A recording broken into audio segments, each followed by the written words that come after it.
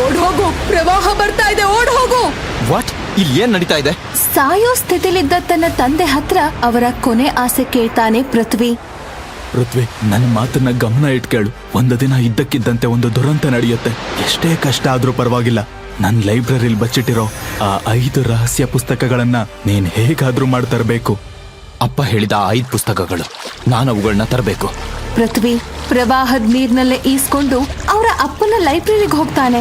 ಅಲ್ಲಿ ಆಗಲೇ ಕೆಲವೊಂದು ಪುಸ್ತಕಗಳು ನೀರಿನಲ್ಲಿ ಕೊಚ್ಚಿ ಹೋಗಿದ್ವು. ಆಗ ಅಲ್ಲೊಂದು ಚಿನ್ನದ ಪೆಟ್ಟಿಗೆ ಕಾಣಿಸ್ತು. ಇಲ್ಲಿ 4 ಪುಸ್ತಕಗಳು ಸಿಕ್ತು, ಆದ್ರೆ 5ನೇ ಪುಸ್ತಕ ಎಲ್ಲಿದೆ? ಆಗ ಅವನಪ್ಪನ ಫೋಟೋದ ಹಿಂದೆ ರಹಸ್ಯವಾಗಿ ಬಚ್ಚಿಟ್ಟಿದ್ದ ಆ 5ನೇ ಪುಸ್ತಕ ಅವನಿಗೆ ಸಿಕ್ತು.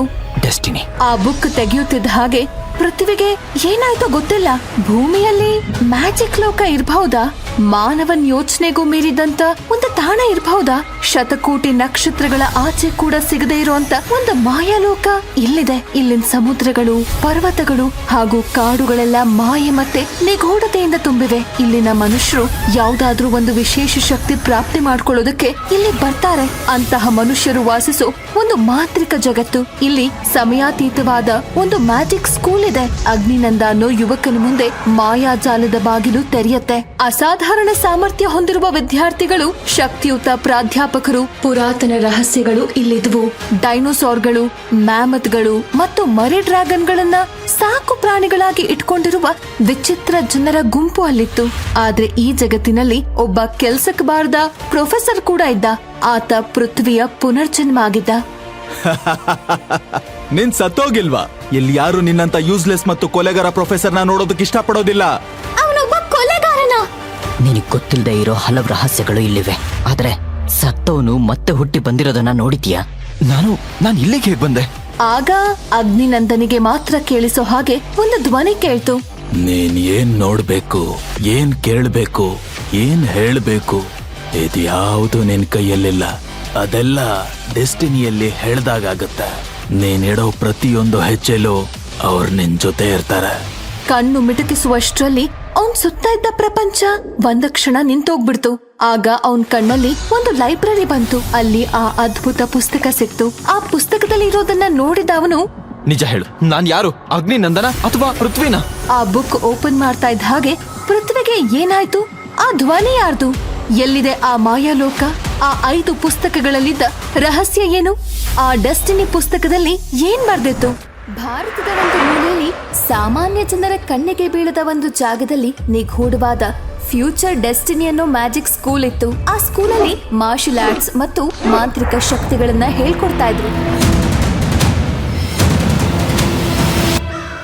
ಅವತ್ತು ಸೇರಿದ್ದ ಹೊಸ ಸ್ಟೂಡೆಂಟ್ಸ್ ತಮ್ಮ ರೂಮ್ ನ ಹುಡುಕ್ತಾ ಓಡಾಡ್ತಿದ್ರೆ ಪ್ರೊಫೆಸರ್ ಅಗ್ನಿನಂದ ತನ್ನ ರೂಮ್ ನಲ್ಲಿ ಕನಸು ಕಾಣ್ತಾ, ಆ ಕನಸಿನಲ್ಲಿ ಡೆಸ್ಟಿನಿ ಅನ್ನೋ ಒಂದು ವಿಚಿತ್ರವಾದ ಬುಕ್ ಓದ್ತಾ, ಜೊತೆಗೆ ಆ ಕನಸಿನ ಲೋಕದಲ್ಲಿ ಒಂದು ಅಗೋಚರ ದನಿ ಕೇಳ್ತಿದ್ದಾಗ ಒಬ್ಳು ಸ್ಟೂಡೆಂಟ್ ಒಳಗ್ ಬಂದು, ಸರ್, ನಿಮ್ಗೆ ಸ್ವಲ್ಪ ಟೈಮ್ ಇದೆಯಾ? ಎಸ್. ನೀವ್ಯಾರು? ನನ್ನ ಹೆಸರು ಆರ್ತಿ. ನಾನು ಹೊಸದಾಗಿ ಜಾಯ್ನ್ ಆದ ಸ್ಟೂಡೆಂಟ್. ನಾನ್ ನಿಮ್ ಕೈ ಕೆಳಗೆ ಟ್ರೈನ್ ಆಗೋಕ್ ಬಂದಿದ್ದೀನಿ.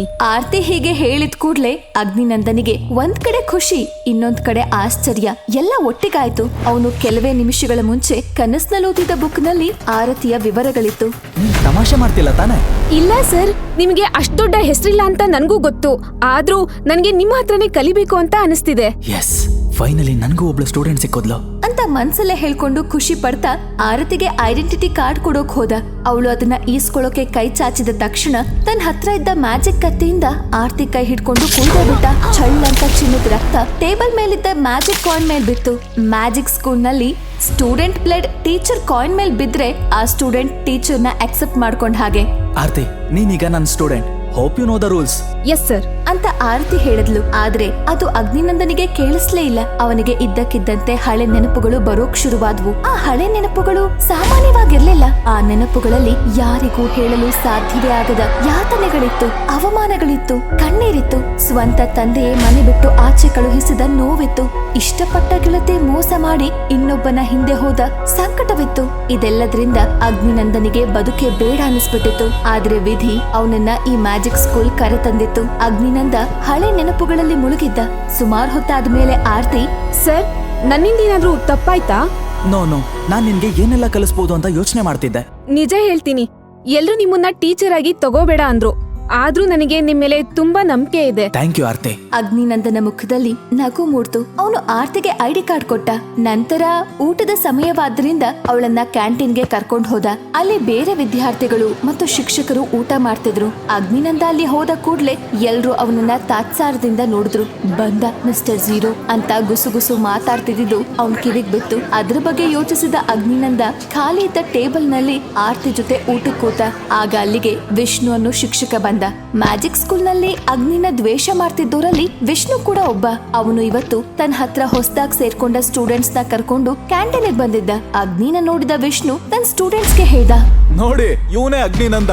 ಇಲ್ಲಿ ಅವನನ್ನ ಮಿಸ್ಟರ್ ಝೀರೋ ಅಂತ ಕರೀತಾರೆ. ಯಾವುದೇ ಎಲಿಜಿಬಿಲಿಟಿ ಟೆಸ್ಟ್ ಇರ್ಲಿ, ಎಕ್ಸಾಮ್ ಇರ್ಲಿ, ಎಲ್ಲಾದ್ರಲ್ಲೂ ಇವನ್ ಝೀರೋನೇ. Mister Vishnu, mind your tongue. ನೀವಿಲ್ಲಿ ನನ್ನ ಬಗ್ಗೆ ಯೋಚನೆ ಮಾಡೋ ಅವಶ್ಯಕತೆ ಇಲ್ಲ. ದಯವಿಟ್ಟು ನಿಮ್ ಕೆಲಸ ನೀವು ಮಾಡ್ಕೊಳ್ಳಿ. ಅಗ್ನಿನಂದ ಹೀಗ್ ಹೇಳ್ದಾಗ ಅದಕ್ ವಿಷ್ಣು ಸಿಟ್ಟಿನಿಂದ ಇನ್ನೇನೋ ಹೇಳ್ದ. ಆದ್ರೆ ಅದು ಅಗ್ನಿನಂದನಿಗೆ ಸರಿಯಾಗಿ ಕೇಳಿಸ್ಲಿಲ್ಲ. ಜೊತೆಗೆ ಅವನಿಗೆ ಕಣ್ಮುಂದೆ ಇರೋದೆಲ್ಲ ಮಾಯವಾಗಿ ಯಾವ್ದೋ ಲೋಕದೊಳಗೆ ಹೋದಂತೆ ಆಯ್ತು. ಅಲ್ಲೊಂದು ದೊಡ್ಡ ಲೈಬ್ರರಿ. ಆ ಲೈಬ್ರರಿಯಲ್ಲೊಂದು ವಿಶೇಷವಾದ ಪುಸ್ತಕ, ಜೊತೆಗೆ ಒಂದು ಅಗೋಚರ ದನಿ. ಅಗ್ನಿನಂದ, ನಾನು ನಿನ್ ಜೊತೆ ಇದ್ದೀನಿ, ನಿನ್ನೆ ಹಿಂಬಾಲಿಸ್ತಿದ್ದೀನಿ ಅಂತ ಅದು ಹೇಳ್ತಾ ಇತ್ತು. ಅಗ್ನಿನಂದನಿಗೆ ಏನು ಅರ್ಥವಾಗಲಿಲ್ಲ. ಈಗ ಯಾರೋ ಅಗ್ನಿನಂದನ ಕೈ ಹಿಡಿದು ಎಳೆದ್ರು. ಆಗ ಅವನು ಕಣ್ಬಿಟ್ಟ. ಅವನನ್ನ ಹಿಂಬಾಲಿಸ್ತಿದ್ದ ದನಿ ಈಗ ಅವನೊಳಗೆ ಸೇರಿತ್ತು. ಅವನ ಕೈ ಹಿಡಿದು ಎಳೆದಿದ್ದ ಆರ್ತಿ, ಯಾಕ್ ಸರ್ ಸುಮ್ನೆ ಇದೀರಾ? ನೀವು ಇವ್ರಿಗೆಲ್ಲ ಆನ್ಸರ್ ಮಾಡಿ ಅಂತ ಹೇಳಿದಾಗ ಅವನು ಒಮ್ಮೆ ಸುತ್ತಲೂ ಕಣ್ಣಾಡಿಸ್ದ. ಆ ಅಗೋಚರದನೆ ಅವನಲ್ಲಿ ಸೇರಿದ್ರಿಂದ ಅವನಿಗೆ ತಕ್ಷಣ ಅಲ್ಲಿದ್ದ ಯಾರೂ ಗುರ್ತು ಸಿಗ್ಲಿಲ್ಲ. ಅವನು ನಡುಗೋ ದನಿಯಲ್ಲಿ, ಯಾರ್ ನೀವೆಲ್ಲ ಅಂತ ಕೇಳ್ದ. ಏನು ನಿನಗೆ ನನ್ ಗುರ್ತ್ ಸಿಕ್ತಿಲ್ವಾ? ನೀನು ಮೊದ್ಲೇ ಲೂಸ್ ಅಂತ ಎಲ್ರಿಗೂ ಗೊತ್ತು. ಈಗ ನೆನಪಿನ ಶಕ್ತಿನೂ ಕಳ್ಕೊಂಡಿದ್ಯಾ? ಆರ್ತಿ, ನೀನು ಇಂಥವನ್ ಕೆಳಗಡೆ ಪ್ರಾಕ್ಟೀಸ್ ಮಾಡ್ತಿದ್ಯಾ? ನನ್ನ ಹತ್ರ 12 ಸ್ಟೂಡೆಂಟ್ಸ್ ಇದಾರೆ.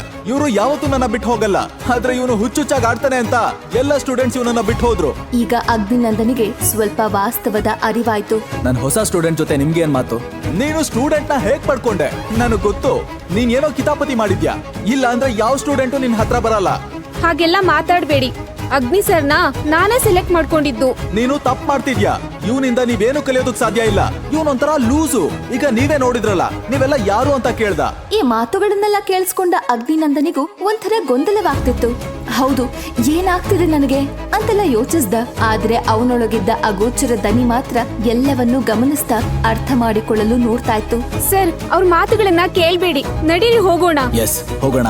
ನಾನ್ ನಿನ್ಗೆ 1 ವಾರ ಟೈಮ್ ಕೊಡ್ತೀನಿ. ನಿನ್ ಸ್ಟೂಡೆಂಟ್ಸ್ ನನ್ನ ಹತ್ರ ಕಳ್ಸು. ಇಲ್ಲ ಅಂದ್ರೆ ಅಂತ ಹೇಳಿ ವಿಷ್ಣು ಮತ್ತು ಸ್ಟೂಡೆಂಟ್ಸ್ ಹೊರಟು ಹೋಗ್ತಾರೆ. ಅಗ್ನಿನಂದ ಗೊಂದಲದಲ್ಲಿ ಅಲ್ಲೇ ನಿಂತಿರ್ತಾನೆ. ಸರ್, ಅವ್ರ ಮಾತುಗಳನ್ನ ಇಗ್ನೋರ್ ಮಾಡಿ. ನನಗೆ ಎಲ್ಲ ವಿಷಯ ಗೊತ್ತಿದೆ. ನಿನ್ಗೇನ್ ಗೊತ್ತು? ಏನು ಇಲ್ಲ ಸರ್. ಏನಾಗಿದೆ ನನ್ಗೆ? ನಾನು ಇದ್ದಕ್ಕಿದ್ದಂತೆ ಯಾವ್ದೋ ಲೋಕಕ್ಕೆ ಹೋಗೋದು ಹೇಗೆ? ಅಲ್ಲಿ ಕಾಣೋ ಬುಕ್ ಯಾವ್ದು? ಆ ಅಗೋಚರ ದನಿ ಯಾವ್ದು? ಅಯ್ಯೋ, ಈಗ ನಾನು ಇಲ್ಲಿ ಉಳಿಬೇಕು ಅಂದ್ರೆ ನಾನು ಆರ್ತಿಗೆ ಸರಿಯಾಗಿ ಅಭ್ಯಾಸ ಮಾಡಿಸ್ಬೇಕು. ಒಳ್ಳೆ ಶಿಕ್ಷಕ ಅನ್ನಿಸ್ಕೊಳ್ಬೇಕು ಅಂತ ಅಗ್ನಿನಂದ ತನ್ನೊಳಗೆ ಮಾತಾಡ್ಕೊಳ್ತಿದ್ದ. ಸರ್, ನಿಮ್ಗೇನಾದ್ರೂ ಸಮಸ್ಯೆ ಇದೆಯಾ? ಏನೂ ಇಲ್ಲ ಆರ್ತಿ. ಅವರು ಕ್ಯಾಂಟೀನ್ ಇಂದ ಹೊರಡುವಾಗ ಅಗ್ನಿನಂದನ ಒಳಗಿದ್ದ ಅಗೋಚರ ದನಿ ಮೊದಲು ಅಗ್ನಿನಂದನ ಬಗ್ಗೆ ಸಂಪೂರ್ಣ ತಿಳ್ಕೊಳ್ಬೇಕು ಅಂತ ಡಿಸೈಡ್ ಮಾಡುತ್ತೆ. ಆಗ ಅಲ್ಲಿಗೆ ಮತ್ತೆ ವಿಷ್ಣು ಬರ್ತಾನೆ. ನಿನ್ನಂತ ಬ್ರಿಲಿಯಂಟ್ ಹುಡುಗಿ ಇವನ್ ಅಂಡರ್ ಅಲ್ಲಿ ಕಲಿತಾ ಇರೋದು ಬೇಡ ಆರ್ತಿ. ನನ್ನ ಮಾತು ಕೇಳು. ಇವನ್ ಬೇಜವಾಬ್ದಾರಿಯಿಂದ ಒಬ್ಬ ಸ್ಟೂಡೆಂಟ್ ಪ್ರಾಣನೇ ಹೋಗಿದೆ. ಏನು? ನನ್ನಿಂದ ಯಾರು ಸತ್ತಿದ್ದಾರೆ? ಸರ್, ಇವ್ರು ಏನ್ ಹೇಳ್ತಿದ್ದಾರೆ? ಓಹೋ, ನಿನ್ಗಿದು ನೆನ್ಪಿಲ್ವಾ? ಅವತ್ತು ನೀನು ಹುಚ್ಚುನಾಗೆ ಯಾವ್ದೋ ಲೋಕದಲ್ಲಿದ್ದವನ್ ಹಾಗೆ ಹುಚ್ಚುನ್ ತರ ಕ್ಲಾಸಿಗೆ ಬಂದಲ್ಲ, ಆಗ ಸ್ಟೂಡೆಂಟ್ ಜೀವನ ಹಾಳಾಗೋಯ್ತು. ಅದನ್ನ ಎಲ್ರೂ ನೋಡಿದ್ದಾರೆ. ಆ ಮಾತನ್ನ ಕೇಳಿ ಅವನೊಳಗಿದ್ದ ಅಗೋಚರದನಿಗೂ ಗಾಬರಿ ಆಯ್ತು.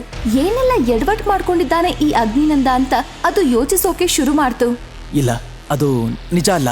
ನಾನು ಅದೇ ಸಮಯದಲ್ಲಿ ಆರತಿ ಜೊತೆ ಬಂದಿದ್ದ ಅವಳ ತಂದೆಯ ಸೆಕ್ರೆಟರಿ ಅಕಾಡೆಮಿಯ ಮೇನ್ ಗೇಟ್ ಮೂಲಕ ಒಳಗ್ ಬಂದು ವಿಷ್ಣು ಹೇಳಿದ ಮಾತುಗಳನ್ನ ಕೇಳ್ತಿದ್ದ. ಆರ್ತಿ, ನೀನು ಈ ಟೀಚರ್ ಕೆಳಗೆ ಪ್ರಾಕ್ಟೀಸ್ ಮಾಡ್ತೀಯಾ? ಹೌದು, ನಾನು ಅಗ್ನಿ ಸರ್ ಹತ್ರನೇ ಪ್ರಾಕ್ಟೀಸ್ ಮಾಡ್ತೀನಿ. ಇದಕ್ಕೆ ನಾನು ಒಪ್ಪಲ್ಲ. ಈ ವ್ಯಕ್ತಿಯಿಂದ ಒಬ್ರು ಪ್ರಾಣ ಹೋಗಿದೆ. ನೀನು ಇಂಥೊಂದ್ ಕೆಳಗೆ ಕಲಿಯೋದು ಬೇಡ. ಸರ್, ದಯವಿಟ್ಟು ನನಗೆ ಒಂದು ಅವಕಾಶ ಕೊಡಿ. ಅವಕಾಶನ? No chance. ಒಂದ್ ಅವಕಾಶ ಕೊಡಿ ಪ್ಲೀಸ್. ನಿನ್ನ ಅಪಾಯದಲ್ಲಿ ಸಿಕ್ಕಾಕ್ಸೋಕೆ ನಾನ್ ತಯಾರಿಲ್ಲ ಆರ್ತಿ. ನಾನು ನಾಳೆ ಅಕಾಡೆಮಿ ಪ್ರಿನ್ಸಿಪಲ್ನ ಭೇಟಿ ಮಾಡಿ ನಿನ್ TC ಇಸ್ಕೋತೀನಿ.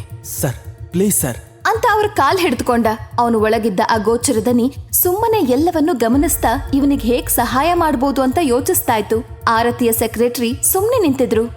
ಅಗ್ನಿ ಸರ್ ಹತ್ರ ಏನೋ ಒಂದು ವಿಶೇಷತೆ ಇದೆ. ಪ್ಲೀಸ್, ನಾನು ಇವ್ರ ಹತ್ರನೇ ಕಲಿತೀನಿ. ಏನು? ಈ ಹುಚ್ಚನ ಹತ್ರ ವಿಶೇಷತೆ ಇದ್ಯಾ? ವಿಷ್ಣು ಹಾಗೆ ಹೇಳಿದಾಗ ಸಿಟ್ಟಾದ ಆರತಿಯ ಸೆಕ್ರೆಟರಿ ಇದ್ರಲ್ಲಿ ತಲೆ ಹಾಕೋಕೆ ನೀವ್ಯಾರು? ಇದು ನನ್ನ ಮತ್ತೆ ಆರ್ತಿ ನಿರ್ಧಾರ ಅಂತ ವಿಷ್ಣುಗ್ ಹೇಳಿ ನಂತರ ಅಗ್ನಿನಂದನಿಗೆ ಹೇಳಿದ್ರು. ಸರಿ, ನಾವೊಂದು ಒಪ್ಪಂದ ಮಾಡ್ಕೊಳ್ಳೋಣ. ನೀವು 1 ತಿಂಗಳೊಳಗೆ ನಿಮ್ಮ ಅರ್ಹತೆನ ಪ್ರೂವ್ ಮಾಡ್ಬೇಕು. ಇಲ್ಲ ಅಂದ್ರೆ ನಾನು ಆರ್ತಿನ ವಿಷ್ಣು ಅವ್ರಿಗೆ ಟ್ರಾನ್ಸ್ಫರ್ ಮಾಡ್ತೀನಿ. Thank you. Thank you sir. Agni ಮತ್ತು ಆರ್ತಿ ಥ್ಯಾಂಕ್ಸ್ ಹೇಳಿದ ಮೇಲೆ ಅವರು ಅಲ್ಲಿಂದ ಹೊರಟ್ರು. ಆದ್ರೆ ವಿಷ್ಣು, ಅಗ್ನಿ, ನಿನ್ ಕಣ್ಣಲ್ಲಿ ಏನೋ ವ್ಯತ್ಯಾಸ ಇದೆ. ನಿನ್ ನೋಟನೂ ಬದಲಾಗಿದೆ. ನಿನ್ ಸ್ಟೂಡೆಂಟ್ ಸಾವಿನ ರಹಸ್ಯನ ನಾನ್ ಪತ್ತೆ ಮಾಡಿ ಅದನ್ನ ಎಲ್ರಿಗೂ ಹೇಳಿ ನಿನ್ನ ಇಲ್ಲಿಂದ ಆಚೆ ಹಾಕೋ ಹಾಗೆ ಮಾಡ್ತೀನಿ ಅಂತ ಹೇಳ್ದೋನೆ ಅಲ್ಲಿಂದ ಹೊರಟೋದ. ಅಗ್ನಿನಂದ ತನಗ್ ಸಿಕ್ಕ ಸ್ಟೂಡೆಂಟ್ ನ ಉಳಿಸ್ಕೊಳ್ಳೋದು ಹೇಗೆ ಅಂತ ತಲೆ ಕೆಡ್ಸ್ಕೊಂಡಿದ್ದ. ಆದ್ರೆ ಅವನೊಳಗಿದ್ದ ಅಗೋಚರ ದನಿ ಇನ್ನೇನೋ ಪ್ಲಾನ್ ಮಾಡ್ತಿತ್ತು. ಹಾಗಾದ್ರೆ ಅಗ್ನಿ ಆರತಿನ ಉಳಿಸ್ಕೊಳ್ತಾನ ಅಥವಾ ವಿಷ್ಣುಗೆ ಸೋಲ್ತಾನ? ಅಗ್ನಿನಂದನ ಸ್ಟೂಡೆಂಟ್ ಸಾವಿನ ಹಿಂದಿನ ನಿಜವಾದ ಸತ್ಯವೇನು? ಅಗ್ನಿನಂದನೆ ಆ ಸಾವಿಗೆ ಕಾರಣನ ಅಥವಾ ಅವನನ್ನ ಸಿಕ್ಕಾಕ್ಸೋಕೆ ಅದು ವಿಷ್ಣು ಮಾಡಿರೋ ಪ್ಲಾನ? ಅಗ್ನಿನಂದ ಆಗಾಗ ಹೋಗುತ್ತಿದ್ದ ಆ ಬೇರೆ ಲೋಕ ಯಾವುದು?